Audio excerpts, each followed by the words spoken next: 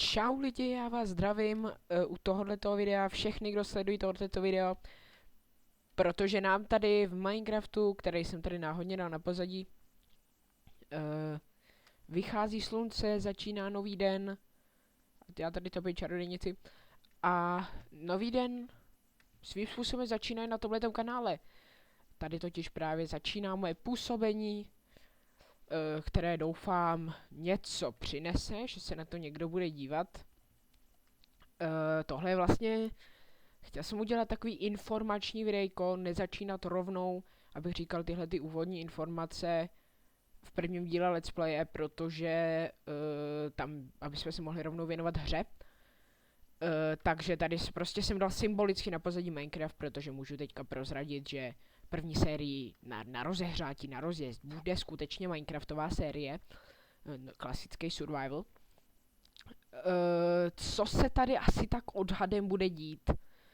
Takže tady na tomhletom kanále budu já pod velice úžasným určitě pseudonymem Kary, který vyplývá z mého jména, které v tuhletu chvíli nebudu říkat. Budu se tu snažit točit videa z her a možná později se dočkáme něčeho rozšířenějšího. Já, jak jsem už řekl, začínat rozhodně chci Minecraftem nebo nějakýma jednoduchýma věcma. Do nějakých větších projektů se budu pouštět podle toho, jestli to tady bude někdo sledovat, jestli se někdo takový najde. Potom samozřejmě můžete se těšit i na další hry, budu se možná pokoušet o FIFU.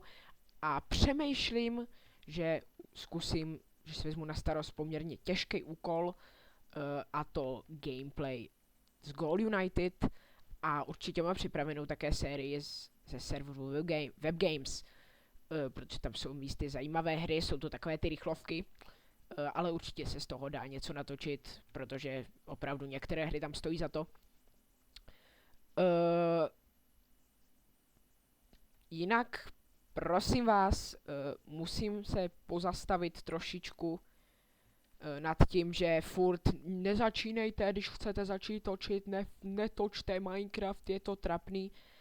Já si myslím, že to tak úplně není pravda. Minecraft je takový dobrý začátek, podle mě, protože částečně na Minecraftu něco si tam utvořit dá, není na něm prakticky co zkazit.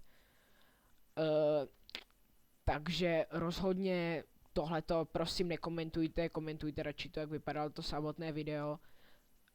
A nekomentujte video, aniž byste se na ně podívali, protože to skutečně nemá valné ceny. Jsem rád, samozřejmě přijímám kritiku, jsem za ní svým způsobem i rád, ale musí to být samozřejmě dobrá kritika, řekněme, a nemohou to být, nesmí to být nějaké zbytečné řeči.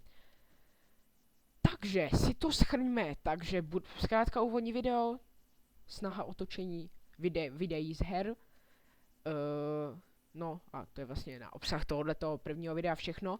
Je to takový, zatím je to pěkná nuda, ale v dalších následujících dnech se můžete těšit na první video. Takže pevně doufám, že se na tohleto video někdo podíval, a jestli se na něj podíval, tak neprohloupil, doufejme. Takže určitě budu rád, když mi dáte odběr, anebo tohleto video lajknete, anebo okomentujte v případě, co bych měl natáčet, protože samozřejmě inspirace je potřeba vždycky. Takže to by bylo pro úvodní videjko tak asi vše, takže zatím čau.